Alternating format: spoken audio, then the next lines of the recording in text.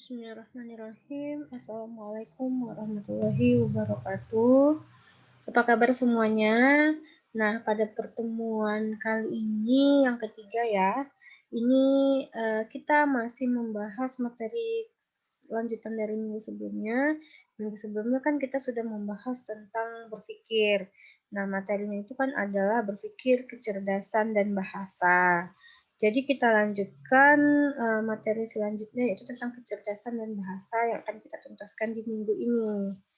Nah, yang pertama mungkin kecerdasan ini lebih kurangnya itu sudah ada di mata kuliah psikologi pendidikan. Ya, kita sudah sedikit banyaknya belajar tentang kecerdasan. Nah, ini kecerdasan itu terdiri atas kemampuan untuk menyelesaikan masalah-masalah dan untuk menyesuaikan diri dan belajar dari pengalaman sehari-hari. Itu ya, jadi kecerdasan kalau orang zaman dahulu ya atau orang-orang awam menyebut bahwa orang yang cerdas itu adalah yang di sekolah duduknya di depan, yang pakai kacamata, yang rajin ke perpus misalnya, atau yang eh, kutu buku. Nah, itu ternyata anggapan yang dibilang cerdas itu salah. Ternyata kecerdasan itu adalah ketika seseorang tersebut itu mampu untuk menyelesaikan masalah-masalahnya, ya, dan dapat menyesuaikan diri di lingkungan baru, dapat atau mampu beradaptasi, ya, serta belajar dari pengalaman sehari-hari. Kemudian kunci dari kecerdasan itu adalah variasi individu. Yang di psikologi pendidikan kita belajar tentang individual differences, perbedaan individu, yang dimana setiap orang itu berbeda-beda, kecerdasannya, kemampuannya, potensinya gitu ya. Kemudian ada beberapa alat tes kecerdasan, ada Binet, Stanford Binet, dan dari skalanya Wechsler. Nah, nanti di semester 3 kalian belajar tentang psikologi intelijensi ya. Nah, itu akan dibahas tentang bagaimana penggunaan penggunaan tes Binet dan Wechsler.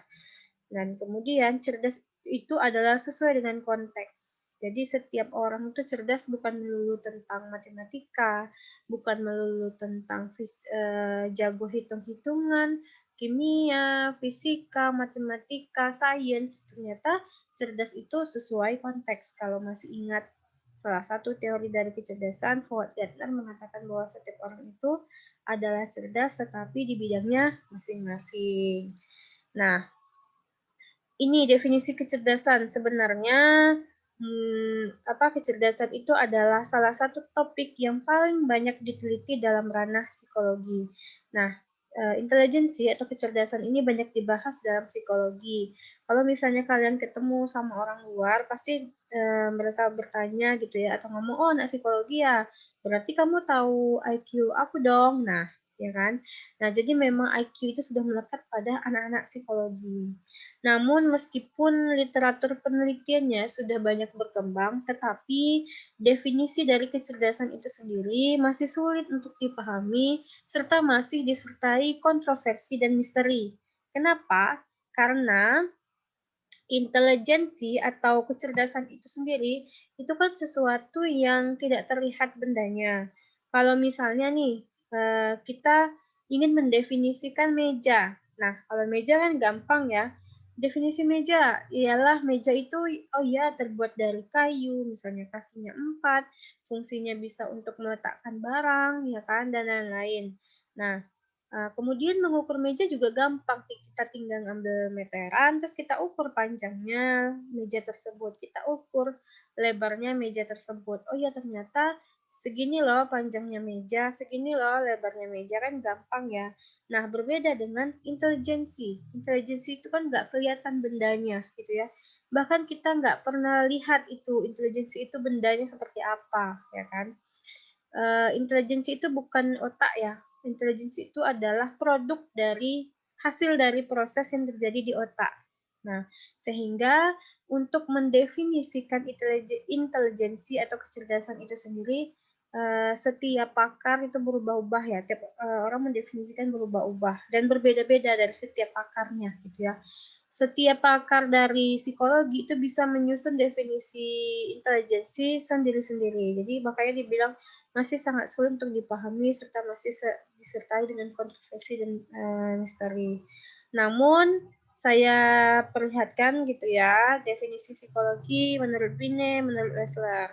Berbeda ya definisi menurut Binet dengan Wessler karena tadi setiap pakar itu memaknakan definisi intelijensi, kecerdasan itu berbeda-beda. Nah, menurut Binet menjelaskan bahwa intelijensi itu bersifat monogenetik yang berkembang dari satu faktor satuan atau faktor umum.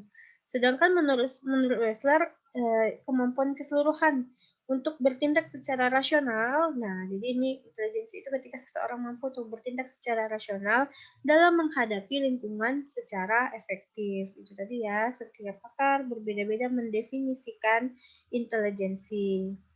Nah, selanjutnya kecerdasan di setiap negara pun berbeda-beda ya. Di Euro-Amerika mengatakan bahwa orang yang cerdas itu adalah ketika punya penalaran dan keterampilan berpikir.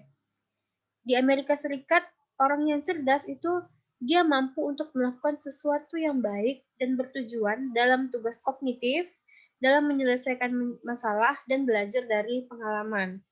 Menurut orang Kenya, definisi cerdas itu adalah ketika seseorang itu ikut serta ya dan bertanggung jawab dalam kehidupan keluarga dan sosial. Sedangkan di Uganda menjelaskan orang yang cerdas itu adalah ketika dia tahu apa yang harus ia lakukan serta menunjukkan perilaku yang tepat pada situasi tertentu. Itu orang yang cerdas menurut di Uganda. Nah, beda lagi dengan yang di Papua Nugini. Latmul di Papua Nugini menjelaskan orang yang cerdas adalah ketika dia mampu mengingat nama-nama 10.000 sampai 20.000 suku yang ada. Nah, jadi kalau misalnya nih kalian mampu menghafal atau mengingat nama-nama suku 10.000 sampai 20.000, nah di Papua Nugini kalian anggap sebagai orang yang cerdas. Lalu di Kepulauan Caroline menjelaskan orang yang cerdas itu ketika ia menggunakan bakatnya untuk menentukan arah berdasarkan bintang. Jadi tahu arah angin berdasarkan letak bintang. Itu ya definisi dari kecerdasan versi negara masing-masing. Mungkin kalau di Indonesia seperti apa ya? Orang cerdas itu ketika disebut orang cerdas itu apa ya? Nah, itu kalian mungkin bisa tahu. Kemudian ternyata kecerdasan itu dipengaruhi oleh genetika dan lingkungan. Genetika di sini berarti orang tua gitu ya, serta lingkungan. Lingkungan di sini baik itu pendidikan dari asal pendidikannya dan juga sosial ya. Pengaruh genetik berarti dari ibu, dari ayah. Mana yang persennya lebih tinggi, Bu? Mungkin interaksi antara genetika dan lingkungan yang berpengaruh terhadap kecerdasan. Boleh jadi mungkin pengaruh genetikanya, maksudnya keturunan ayah ibunya ya udah IQ-nya biasa-biasa saja, tetapi ketika dia stimulus dengan baik di lingkungan sosialnya atau di sekolahnya, akan bikin seseorang itu cerdas. Percuma kan kalau misalnya IQ-nya tinggi tetapi tidak distimulus di lingkungan. Misalnya IQ-nya tinggi tetapi berada pada lingkungan yang mungkin adalah yang bandel, yang nggak mau belajar, ya tetap aja nilai sekolahnya misalnya anjlok gitu ya. Jadi memang interaksi antara genetika dan lingkungan. Nah, pendidikan juga tadi ya, pendidikan dan sosial berpengaruh. Genetika di sini adalah keturunan atau faktor herediter. Menurut Plomin ya dan Craig tahun 2001 menjelaskan bahwa melakukan suatu penelitian dan peneliti menemukan bahwa gitu ya, penanda genetika yang bertanggung jawab atas kecerdasan manusia yaitu pada kromosom 4, kromosom 6 dan kromosom 22. Nah, ini adalah yang bertanggung jawab atas kecerdasan kromosom yang disebutkan tadi. Kemudian, nah ini lingkungan juga berpengaruh ternyata terhadap kecerdasan. Menurut salah satu penelitian juga menjelaskan bahwa, tapi ini penelitiannya udah lama ya, tahun 1990. Mungkin kalau ada yang berminat boleh melakukan penelitian, apakah memang benar lingkungan berpengaruh terhadap kecerdasan seseorang. Nah, penelitiannya menemukan bahwa ketika anak yang pindah ke dalam keluarga dengan lingkungan yang lebih baik, jadi pindah ke lingkungan lingkungan yang lebih baik dibandingkan dengan keluarga yang sebelumnya, gitu ya, akan mengalami peningkatan IQ hingga 12 poin. Nah, berarti di sini menandakan bahwa lingkungan berpengaruh terhadap kecerdasan. Mungkin di keluarga lamanya gitu ya, di keluarga yang sebelumnya, itu IQ-nya 100 gitu ya, berarti rata-rata. Tetapi ketika dia itu dipindahkan ke lingkungan yang baru yang mendukung, mungkin, potensinya, yang mendukung hobinya gitu ya, ternyata, ketika dicek lagi IQ-nya itu naik sampai hingga 12 poin ya. Berarti memang lingkungan itu berpengaruh terhadap kecerdasan seseorang. Ketika distimulus dan anak itu mau ikut di lingkungan baru tersebut, ya berarti berpengaruh gitu ya. Kemudian cara orang tua berkomunikasi dengan anak, dukungan yang diberikan orang tua gitu ya, lingkungan di mana keluarga tinggal, kualitas sekolah itu akan memberikan kontribusi terhadap korelasi-korelasi ini. Jadi dari keluarganya yang sebelumnya dipindahkan ke yang keluarga dengan lingkungan yang lebih baik, di mana orang tua berkomunikasi dengan anaknya dengan baik, lalu diberikan dukungan. Ketika anaknya ingin les, ya udah dileskan. Ketika anaknya minat untuk misalnya musik atau olahraga atau seni, ya udah orang tua mengarahkan dengan memberikan dukungan. Kemudian kualitas sekolah, ternyata memang kualitas sekolah juga berpengaruh terhadap kecerdasan ya. Ini berdasarkan penelitian.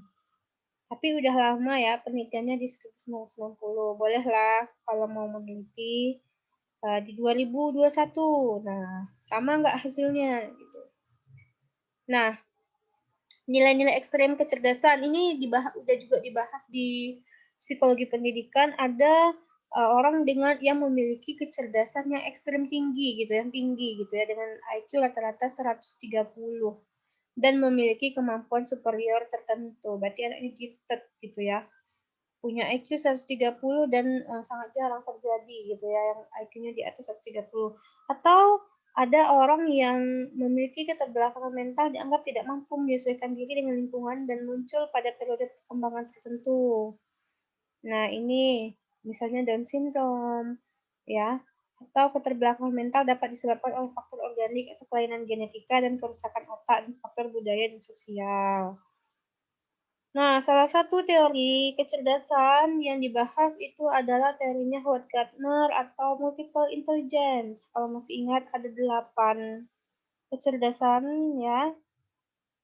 Ada kecerdasan verbal, kecerdasan matematika, spasial, jasmani, kinestetik, musikal, interpersonal, intrapersonal, naturalis. Ini nggak akan saya jabarkan satu-satu karena di psikologi pendidikan sudah dibahas tentang teori kecerdasan majemuknya Howard Gardner. Nah, salah satu tes yang sampai sekarang juga masih berkembang, tes intelijensi yang masih berkembang itu adalah tes Binet namanya. Bukan Binet ya bacanya, tapi Binet. T-nya dihilangkan. Ya, mengukur intelijensi dengan menggunakan alat tes yang disebut dengan Sanford Binet Intelligence Scale. Itu dari tahun 1972. Ini ada di buku Azwar 2015. Sampai sekarang pun masih digunakan. Nah, rumusnya untuk mengetahui IQ seseorang itu adalah MA per CA dikali 100, di mana MA ini adalah mental age atau usia mental yang diperoleh dari sekelompok pertanyaan yang dijawab betul oleh individu dengan umur yang sama, dibagi dengan usia kronologis, usia kalian berdasarkan tanggal lahir, ya, dikali 100. 100 ini dari mana, Bu? 100 ini memang sudah standarnya atau ketetapannya. Nah, nanti kalian akan tahu tuh gimana cara penggunaan alat tes Binet, ya. Untuk mengetahui mental age nanti akan diajarkan juga tuh. Lalu kalau chronological age atau usia kronologis itu usia sesuai tanggal lahir kalian. Nah, kemudian ada alat tes yang selanjutnya ada skala Wechsler. Di sini ada WISCR yang dimana Ini adalah diperuntukkan untuk usia 6 sampai 16 tahun. Lalu ada yang WISC, kalau WISC ini adalah untuk anak-anak ya. Sedangkan WISC ini untuk remaja. Nah, itu juga di semester 3 kalau nggak salah pada mata kuliah intelijensi juga nanti kalian belajar tentang skala Wechsler. Ya, ini penggunaan alat tes untuk mengukur IQ seseorang.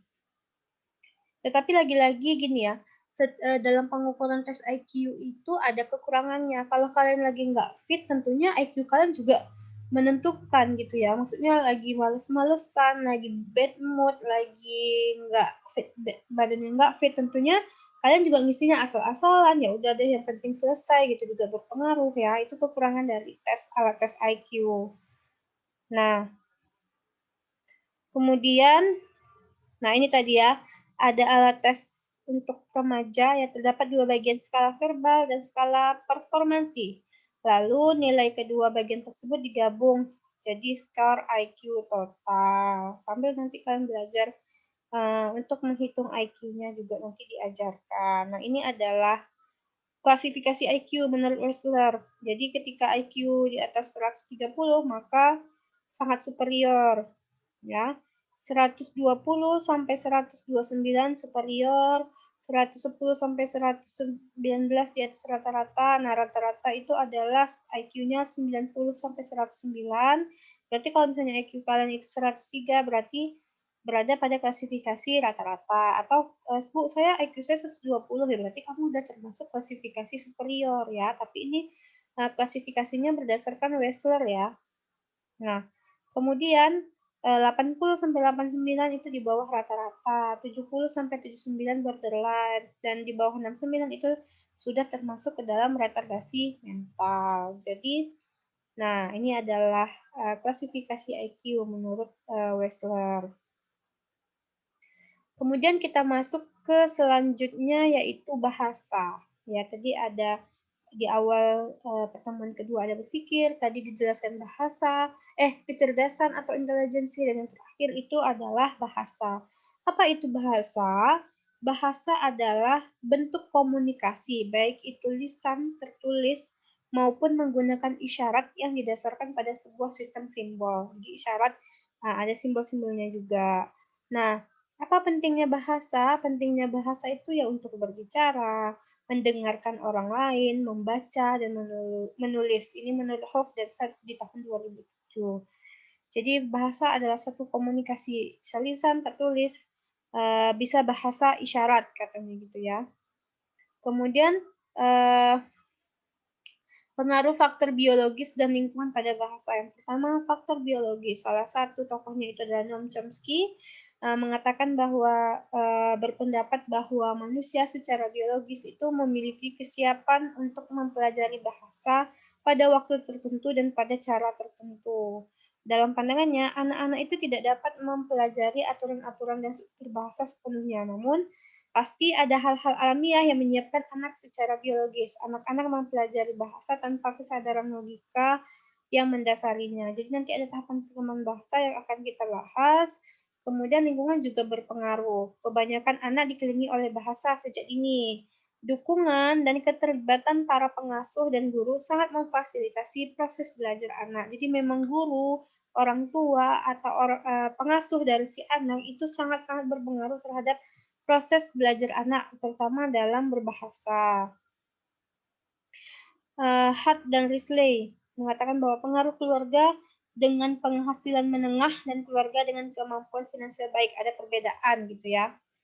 Kemudian pengaruh lingkungan yang berbeda antara keluarga, masyarakat, dan sekolah dalam perkembangan bahasa akan menyebabkan perbedaan antara anak yang satu dengan yang lainnya. Ya, tiap anak cara berbahasa, ya penggunaan atau perkembangan bahasanya berbeda-beda tergantung dari bagaimana keluarganya menstimulus si anak itu mampu berbicara. Kan kalau misalnya nih kita lihat ada anak di usia 2 tahun misalnya, yang satu ngomongnya masih bukan 2 tahun, misalnya 4 tahun lah gitu ya. Yang satu ngomongnya masih kita kurang jelas apa sih maksudnya gitu. Nah, yang satu bilang sudah lancar dan mampu kita memahaminya. Nah, itu kan tergantung lagi dari bagaimana keluarganya atau lingkungan terdekatnya mengajari si anak dalam berbahasa. Jadi, kalau misalnya nih kalian punya adik, punya adik atau keluarga lah gitu, anak kecil, nggak usah kalian sok-sok imut bilangnya maaci atau pokoknya bahasa-bahasa alay lah gitu ya. Tapi gunakanlah bahasa yang apa namanya yang benar gitu. Ya udah maaci, maksudnya makasih gitu ya. Atau apalagi tuh, ada misalnya apa? Kalau kotor misalnya gitu ya, bilang aja itu kotor gitu. Jadi memang gunakanlah bahasa yang baik agar si anaknya nanti seterusnya juga meniru apa yang kita bahasakan ya. Jadi jangan sok-sok imut, jangan sok alay. Bilang pakai bahasa alay, bahasa-bahasa sok imut itu jangan. Gunakanlah bahasa yang tepat agar si anak itu menirunya ya sesuai. Nah, ini adalah struktur bahasa, ada fonologi yaitu sistem suara dalam bahasa, kemudian ada morfologi atau itu adalah aturan pembentukan kata dalam bahasa, lalu ada sintaksis, aturan yang mengatur bagaimana kata-kata disusun di dalam kalimat yang mudah dipahami, kemudian ada semantik, memaknakan kata-kata tersebut ke dalam kalimat, ya. Selanjutnya, nah ini adalah tahapan perkembangan bahasa. Ya, jadi kalau pada anak usia 2 sampai 2 bulan pertama, yaitu kita tahu ya, mereka itu mengandalkan tangisan untuk berkomunikasi dengan orang tuanya, ya. Jadi bayi itu hanya bisa menangis. Menangis itu bisa saja menandakan bahwa si anak itu sedang lapar, mungkin tidak nyaman, merasa sakit, atau mungkin basah gitu ya karena apa namanya pupnya atau karena dia buang air kecil atau popoknya penuh ya kan. Uh, jadi bayi itu berkomunikasinya hanya mengandalkan menangis gitu ya. Jadi bayi kemudian pada usia 4 sampai 6 bulan. Nah, ini anak itu sudah mampu mulai berceloteh. Nah, ya kan? Kemudian dia sudah mampu menggabungkan huruf vokal dan konsonan. Maksudnya dia sudah tahu mengucapkan kata-kata dah, ya kan? Itu kan menggabungkan huruf vokal dan konsonan dah, ma, pa, nah itu di usia menginjak ke 6 bulan biasanya gitu. Kemudian pada usia 6 bulan biasanya si bayi, ya anak ini, ia sudah mulai mengingat kata-kata yang sering ia dengar, misalnya kata mama, kata papa, kata hai gitu ya. Nah, dia sudah mampu mengenal namanya juga di usia 6 bulan. Nah, itu ya. Biasanya di usia 7 bulan, bayi sudah bisa mengucapkan satu suku kata seperti ma, pa, dan diucapkan secara berulang-ulang. Misalnya ma, mama, pa, papa, gitu ya. Berlangsung sampai usia 10 tahun. Nah, di usia 10 bulan maksudnya. Di usia 10 bulan itu biasanya dia sudah fasih menyebutkan kata mama, papa, dada, itu di usia 10 bulan biasanya, ya. Kalau di usia 9 bulan, misalnya dia sudah mulai mampu untuk memadukan suaranya dengan sedikit gerakan tubuh. Misalnya dia mengangkat tangannya, kedua tangannya sambil berteriak atau dia menunjuk sesuatu. Itu biasanya di usia 19 sudah melakukan itu. Ya. Kemudian juga pada usia segini 6 sampai 12 di akhir 1 tahun juga gitu ya. Dia sudah dapat memahami penggunaan kosakata meskipun belum mengucapkan katanya secara utuh. Contohnya apa namanya ketemu kucing pus pus gitu ya. Atau misalnya ketemu anjing guk guk atau mau makan mama, minum susu cucu gitu ya. Cucu gitu ya. Nah, itu biasanya kayak gitu. Nah, di usia 16 sampai 18 sampai 24 bulan itu sudah mampu berbicara 2 sampai 3 kata, ya, menggabungkan 2 sampai 3 kata. Kemudian di usia Nah, kemudian juga pada usia sebelum 1 tahun gitu ya, setidaknya dia sudah tahu 50 kata dan mampu merangkai sebuah kata itu menjadi 2 sampai 3 kata tadi gitu ya. Dia sudah tahu 50, setidaknya 50 kosakata yang udah dia kuasai. Nah, di usia 2 sampai 6 tahun, dia sudah secara cepat mengenal kata-kata baru. Makanya katanya ada masa golden age gitu ya. Nah, di situ dimanfaatkan masa-masa tersebut. Selanjutnya, terakhir ada hubungan antara bahasa dan kognitif. Ternyata bahasa itu berhubungan dengan kognitif. Bahasa ini membantu manusia, individu itu untuk berpikir, membuat kesimpulan, mengambil keputusan yang sulit, dan menyelesaikan masalah. Nah, jadi memang fungsi bahasa itu sendiri adalah sebagai penyampaian hasil dari pemikiran kita atau gagasan yang kita pikirkan. Apa yang kita pikirkan, apa yang ide-ide apa yang kita pikirkan, bahasa itu sebagai penyampaian kita hasil dari gagasan atau pikiran yang kita pikirkan tersebut. Jadi memang ada ya hubungan bahasa dengan kognitif. Apa yang kita pikirkan, kita sebutkan, kita sampaikan lewat bahasa gitu. Nah, jadi mungkin itu saja materi hari ini tentang kecerdasan dan bahasa. Lebih kurangnya saya minta maaf kalau misalnya ada kesalahan.